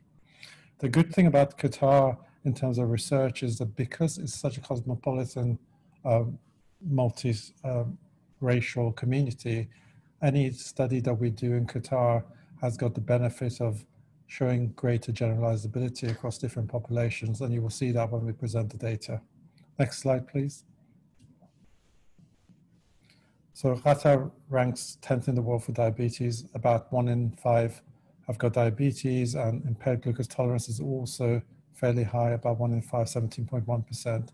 What's remarkable is that 2/3 of the patients with type 2 diabetes in Qatar are young and are aged less than 50 years old. So it's a specific population that requires attention early on. Next slide, please. So this is the life of a diabetic. So you start with some tablet for diabetes, and then tablet for cholesterol and blood pressure. As years go by, you accumulate tablets and then injections, then finally on insulin and multi-dose insulin regimens. So quality of life for somebody with diabetes is going in a negative direction. You can see the picture in a way that determines what burden people carry with diabetes in terms of their disease. And the view has always been that actually it's a lifelong disease. There's not much we can do. We can give them a little bit of diet and activity advice, but most of our goal is to give them treatment through medications and then treat their complications. But a question we need to ask is this type of diabetes really permanently lifelong, and does it need to be treated with medications lifelong? Next slide, please. So I'm going to talk about 2 hypotheses that we had. So I'm going to start with hypothesis 2, actually. And our hypothesis 2 was based on this burden of insulin in patients with diabetes. And the question was, what if we take people who are in advanced stage of diabetes or on insulin with reduced quality of life, and can we actually improve their quality of life by getting rid of insulin or reducing their insulin dosage? And this second hypothesis, actually our hypothesis 1, it took a longer time to implement, was that if we take people with early diabetes, can we actually reverse it? Next slide, please. So we had to learn some lessons from bariatric surgery, because bariatric surgery took on the mantle of diabetes remission and achievement of sustained, maintained weight loss. So weight loss, first of all, is a key component of diabetes improvement in bariatric surgery. There are, of course, different mechanisms, but weight loss is the key. And weight loss in bariatric surgery is usually rapid and occurs in the first 3 to 6 months, after which there's a weight loss maintenance phase. And the factors that are related to diabetes remission are younger age, early disease, better control, fewer medication, not taking insulin. So our target group has to be somebody for remission if we're going to look at younger age and early disease and rapid weight loss. Next slide, please. But weight loss does occur from all interventions shown, but the problem is going to be weight maintenance. And this is the strength of bariatric surgery, is that it's demonstrated good weight maintenance, although there is some weight regain over the years. Next slide, please. You can see this systematic review shows that those who use meal replacements and who lose weight rapidly, as you can see here within this short time frame, tend to keep the weight off better. So a weight maintenance approach that uses meal replacements early on could be the beneficial effect that we're seeing. So that's one of the reasons that we chose meal replacements in our studies. Next slide, please. So how do we achieve this weight loss maintenance? We also learned from the DPP and look ahead. So those who attend appointments, which meant that we needed greater number of consultations, greater attention paid to the patients, more patient contact, adhere to calorie restriction, meal replacement, again important. So we had to build that in, increasing physical activity. As you all know, when people lose weight, their energy expenditure goes down. And this energy expenditure needs to be made up by physical activity. And again, if you look at the Swedish obesity study, the difference in weight maintenance between the control group and the ones who received surgery was about 200 or 300 calories. And that can be made up with physical activity. And again, early weight loss was the key. So in look ahead, those who achieved good weight loss in the first year were able to maintain it at 4 years. Next slide, please. So let's start with hypothesis 2. Can we take people who are advanced diabetes? Again, we weren't talking about diabetes remission. Can we take them and actually see whether we can reduce their insulin burden? So this study was carried out by Adrian Brown, and when I designed it, the idea was to reduce the patient burden. So they're older patients, as you can see, they tend to be mainly white. The HbA1c is not so well controlled, and you can see that the duration of diabetes is about 12 to 13 years. Next slide, please. So you can see very nicely here, this is the top, in terms of weight loss, you can see the top curve is basically great dietetic care. And with great dietetic care, it's possible to achieve and maintain reasonable weight loss. But by having a total diet replacement phase in the first 3 months with gradual meal introduction, it's possible to achieve greater weight loss. But as you can see at 6 months, when the contact frequency goes down, there's this element of weight regain. So we need to learn from that and ensure that there's this greater contact that allows better maintenance of the weight. You can see that the HbA1c improved greatly. Again, greater improvement in the intervention group at 12 months, although this was not significant. But what is key here is these people are taking less insulin. And you can see that in this figure here. You can see the insulin dosage starting from a level of about 70 units a day. You're getting a fairly big reduction in insulin. And about 40% of those in the intention to treat analysis achieved, of completers achieved reduction in insulin enough to get rid of insulin completely. Of course, this was associated with greater quality of life. So we achieved through this, I think it's a very important study, with people with advanced diabetes on insulin, it is possible to take away insulin in a significant group. This kind of dietary approach can be given to people who've got even advanced diabetes. Next slide, please. So moving on to diadem 1. So diadem 1 now wants to do reversal of diabetes. Can we achieve diabetes remission? So to do that, we need to learn from bariatric surgery. So we went with people who were adults between 18 to 50 years old, who had early type 2 diabetes, less than or equal 3 years. They were recruited from primary care, and the intervention occurred in primary care and a community setting. And the intensive lifestyle intervention, the reason we called it lifestyle intervention, because it wasn't just a diet. It did really include behavior change. Really, we had a curriculum that really supported the behavior change. And also there was unsupervised physical activity support. So our new philosophy was take younger people, get them to lose a lot of weight early on, maintain it with physical activity if you can, and see whether we can achieve good weight loss and diabetes remission. Next slide, please. So we recruited, the BMI cut point was 27 and above. So we used meal replacement products. There was a total meal replacement phase. I'll go through that in a minute. Then we introduced food gradually, build up the physical activity, and had a multidisciplinary team support. Next slide, please. So you can see the stages here. So in the first 12 weeks, they had total meal replacement. They saw a dietitian and a trainer every 2 weeks. They saw a physician in the beginning. So we stopped all the diabetes medications in the beginning and reduced or stopped their antihypertensives or cholesterol medications based on clinical judgment. As you can see, then there was a follow-up with lifestyle change up to 12 months, and I'm going to present to you the 12 months data. Next slide, please. So just to show you what our cohort looked like. Firstly, if you look at we've broken down into North Africa and Middle East participants, you can see they came from 13 different countries. So this shows really generalizability of the findings across multiple groupings. There were 147 participants.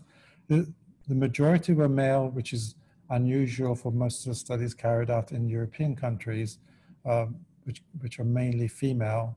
And this reflects actually the population of early type 2 diabetes in primary care in Qatar. About 10% were managed by diet alone. And you can see that quite a significant numbers, nearly 70% were on 3 or more medications. One area that we need to point out is because this is such an intensive intervention, people have to come regularly, and they're younger individuals, so they're in employment. So 85% are in the working age group and are working. So it was possible for them to turn up and actually achieve the intervention. Next slide, please. In terms of complications, you can see having early diabetes, there are very few complications here. In fact, there was only one case who had a previous history of myocardial infarction. About a third had high blood pressure. Interestingly, nearly half reported snoring, although only 4% had a diagnosis of sleep apnea. And gastroesophageal reflux disease was common as well. Gout was not a contraindication in our study unless it was active. So about 10% had gout that wasn't active and they entered the study. Next slide. So in terms of body weight, you can see this is the control group. And the objective of the control group was to provide them with advice as well as support in terms of medication that optimize their weight loss. So what we provided them with the GLP-1 analogs, with the SGLT2 inhibitors, optimize the metformin, got rid of medication that might increase their weight like sulfonylureas. And you can see they achieved fairly modest weight loss, and it's equivalent to all the trials of GLP-1 analogs in terms of weight loss in diabetes. However, the intervention group achieved substantial weight loss, most of it occurring in the first 3 months, a little bit more 6 months, and they maintained it across 12 months. Next slide, please. You can see most of the weight loss was from fat mass in the intervention group. So generally this is based on bioimpedance, so we didn't carry out DEXA scans, but what our data showed that actually muscle mass was preserved, which could be because of increasing physical activity that was incorporated into the study. Next slide, please. So in terms of achieving milestones of weight loss, you can see a fairly significant percentage, 60% achieved 5%, and a third of the control group also achieved that because we were optimizing the medications.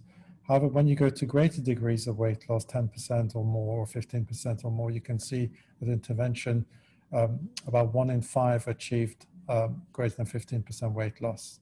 Next slide, please.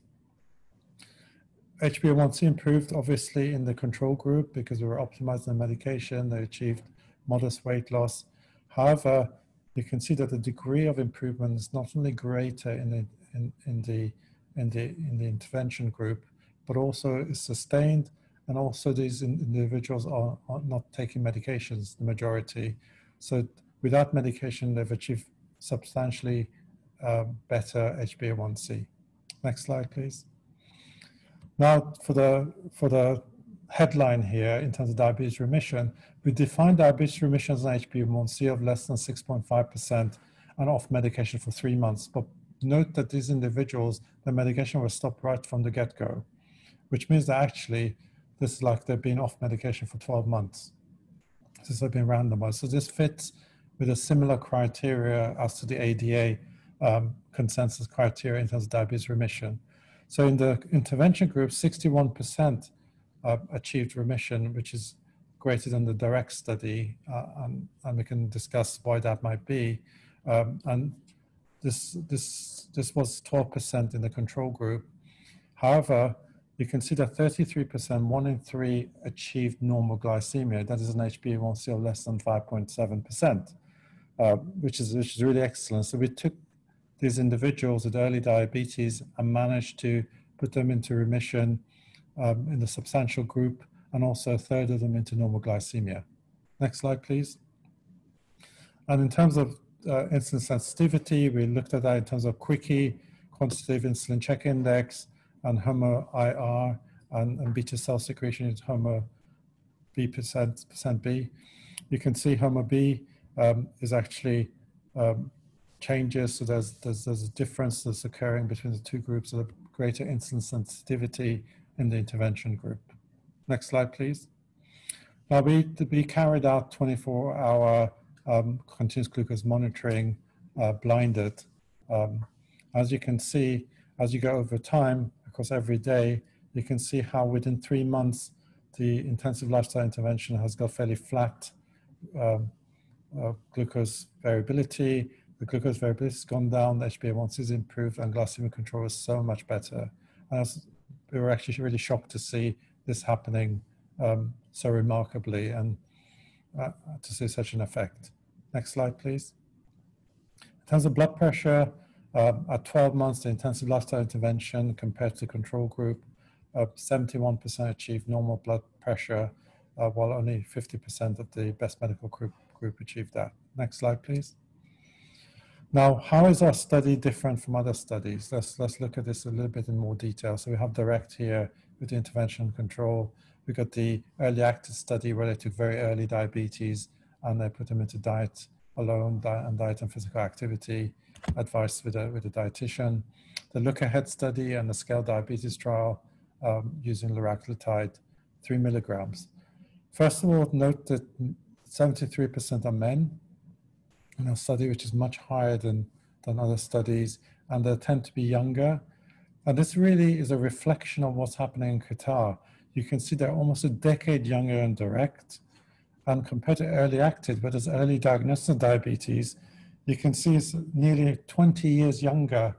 So diabetes is really occurring in the region at such a young age. I know that we were choosing them specifically, but it's a reflective of the population here. Much younger age of diabetes than other countries. There were 100% from the MENA region, whereas all the other studies are in white Europeans. The BMI and waist circumference are very similar. Diabetes duration is 1.8 years, which is less than DIRECT, but greater than early active, because early active picked very early diabetes off primary care. And you can see the HbA1c is better than DIRECT because the early diabetes, but worse than early active because it's a little bit later. Of course, better than the look ahead and scale diabetes. Next slide, please. And this shows it graphically in terms of age. You can see the group is much younger and the HbA1c is sitting a little bit above early active, but less than DIRECT and less than look ahead and scale diabetes. Next slide, please. So the question we wanted to ask here is, what is it about who are the responders in terms of those people who lost weight within the intensive lifestyle intervention, who achieved remission, and those who didn't achieve remission? What's different from them? So you can see there's no gender difference, there's no difference in marital status, age. However, diabetes duration is interesting because it shows that those who responded had a shorter diabetes duration. So it could be that they're at an earlier stage of disease. The other area to look at is snoring. Interestingly, greater snoring was related to, was higher snoring in the non-responders. And interestingly, sulfonylurea was higher in the non-responders compared to the intervention group. Next slide, please. In terms of glycemic control, those who had better HbA1c, better glycemic control early on, were more likely to go into remission. As you can see, it's highly significant at baseline and also at 12 months. Additionally, the other factors that came across was fasting glucose and also high uric acid at baseline, but this was not significant at 12 months. So those ones who have shorter duration diabetes, have got better diabetes control, are more likely to respond to the intervention in terms of diabetes remission. And I have to say that these two groups both achieve similar weight loss. There's not weight loss between these two groups. Obviously, weight loss is a major driver of remission, but between these two groups, they both lost weight, but the responders had worse control to begin with. The responders had better control to begin with compared to non-responders. Next slide, please. Now, we had the usual adverse events that you would observe in a clinical trial using meal replacements and changing diet. So we had the constipation, the dizziness, the cold intolerance, and the hair loss. But I wanted to point out, because we were talking about COVID here and increased risk of infection, one of the things that we notice here, if you look at common cold here, is much more frequent in the intervention group. This is in phase 1 where they were losing a lot of weight, and again also in phase 3 where they were going to meal introduction.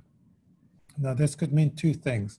Either the immune function has changed in such a way that actually it's waking up actually is more reactive to infections, and that's why people are reporting more infection. Or it could be that actually there's an effect on the immune system with the intervention and the weight loss that actually makes people more susceptible to upper respiratory tract infection.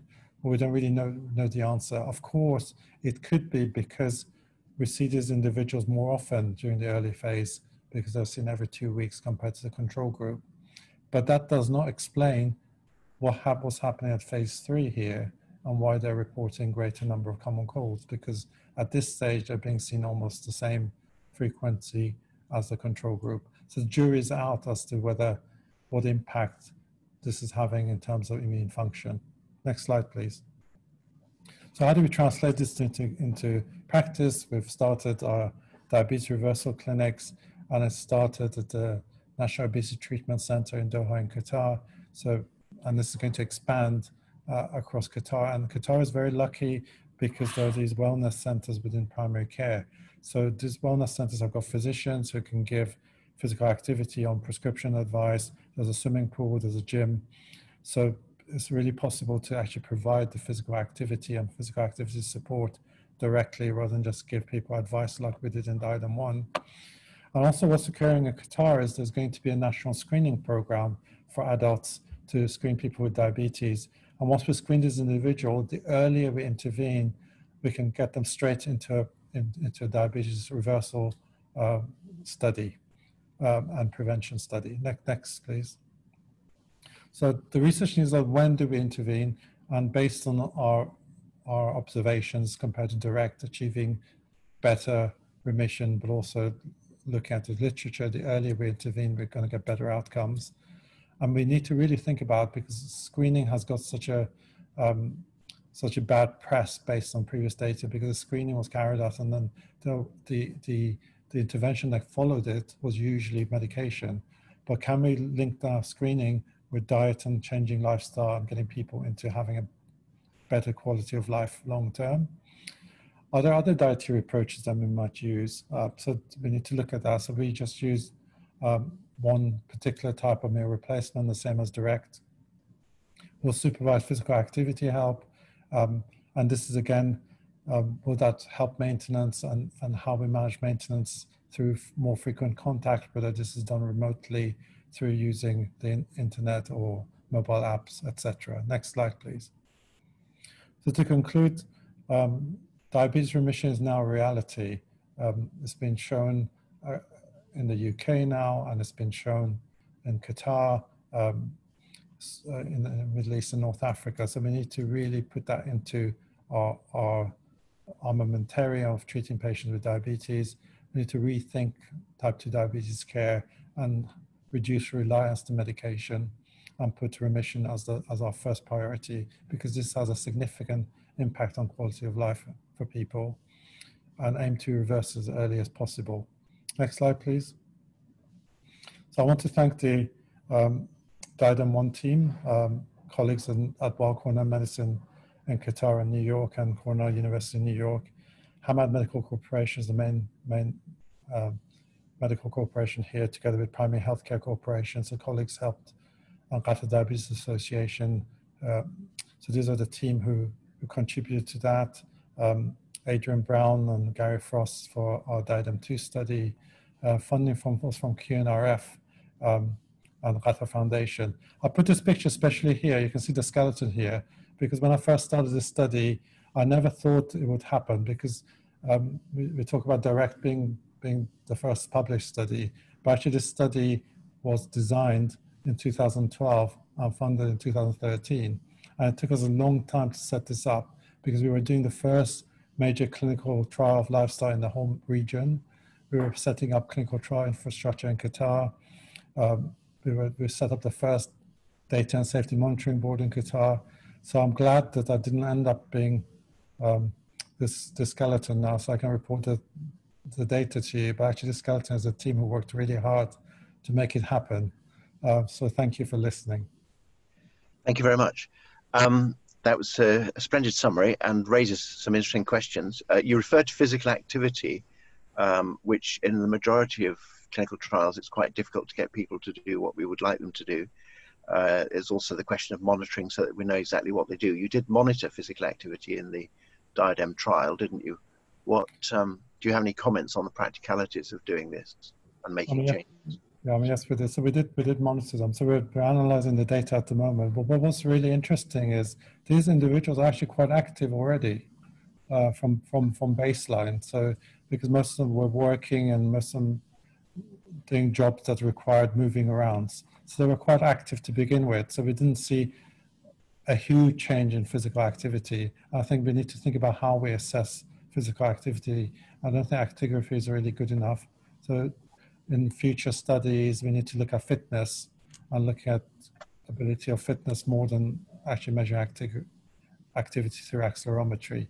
But using from the questionnaire basis, we used the International Physical Activity Questionnaire, which we reported, and the outcome showed that they were reporting being more active. But generally, we find that because they're young, they were fairly active anyway. You don't really need to be, like I said, you only need 200 to 300 calories difference. You don't need to be hitting the gym to be able to achieve that.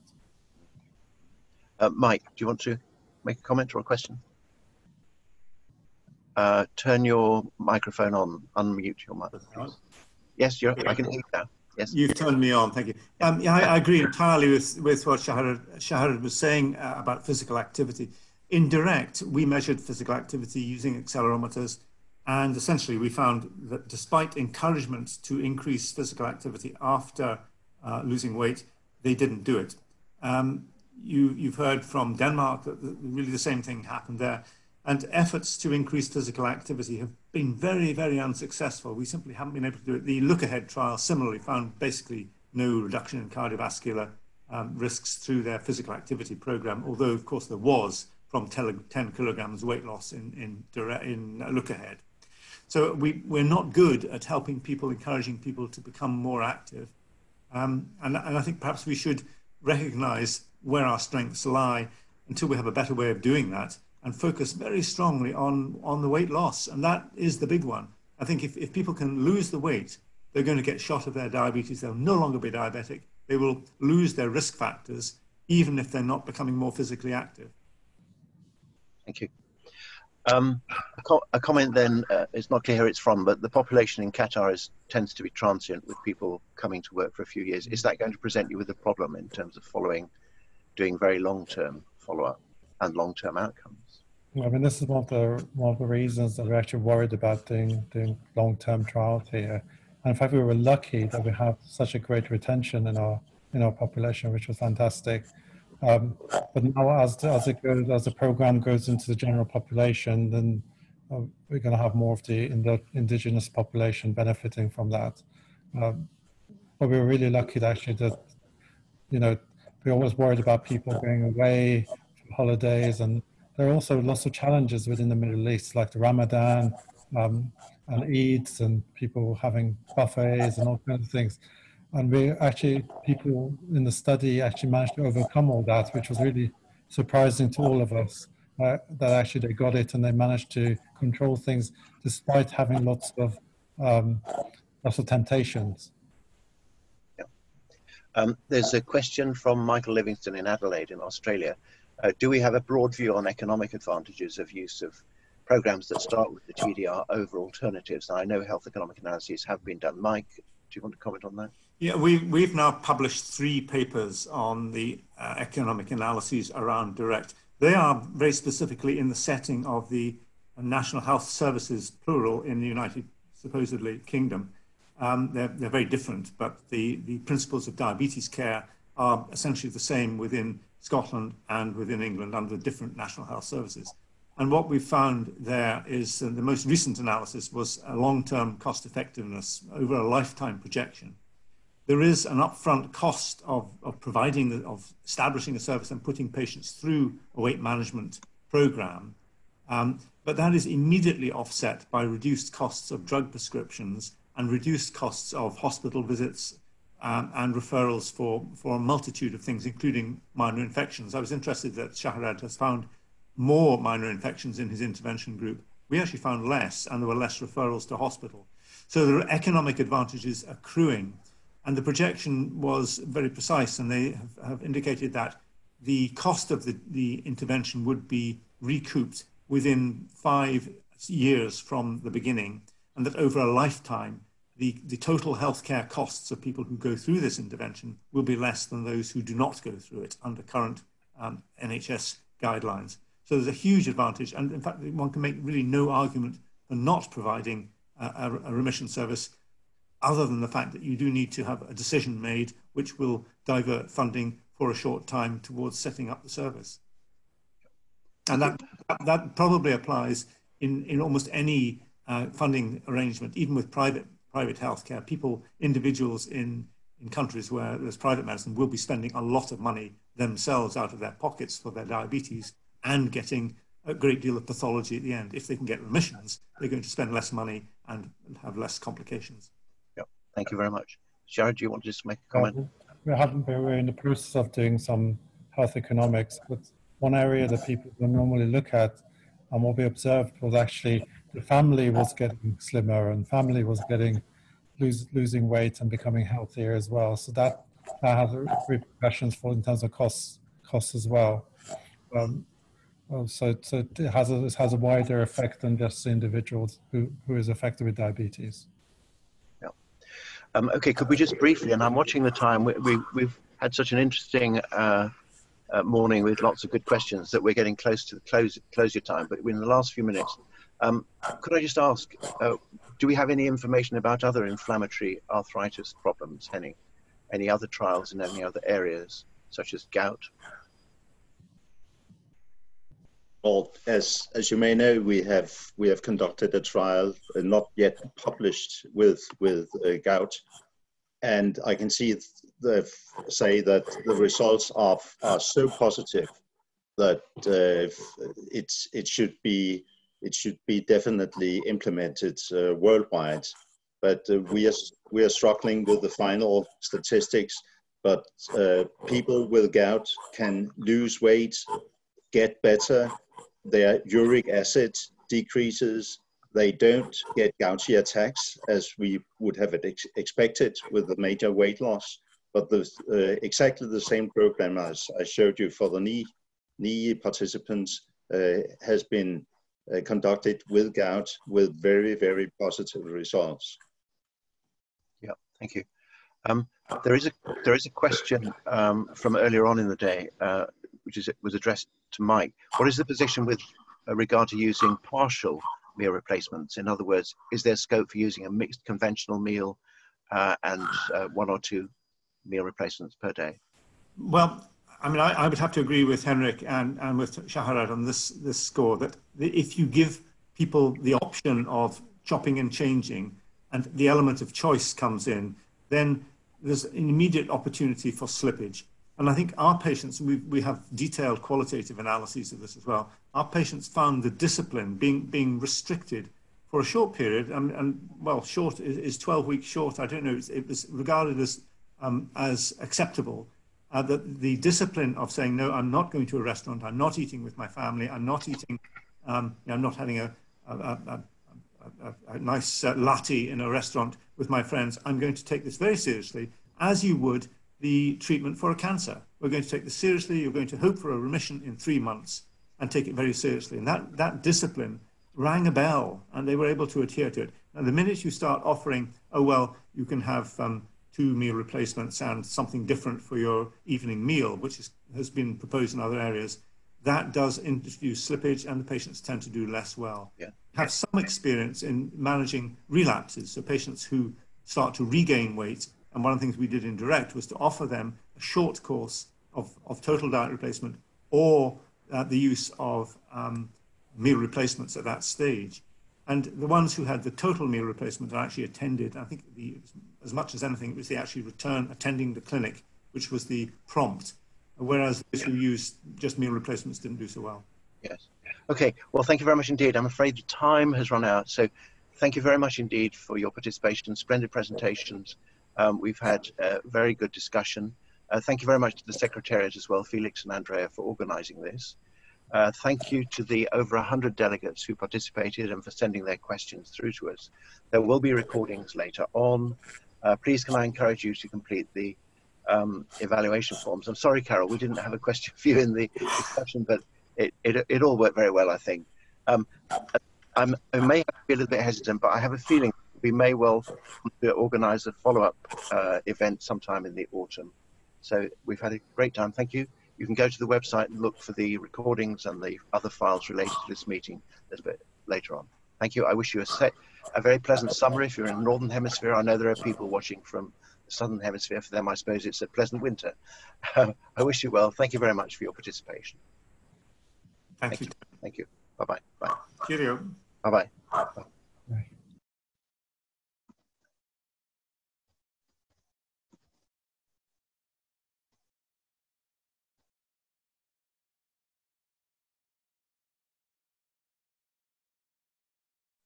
Just press leave, Henning, in the bottom right-hand corner.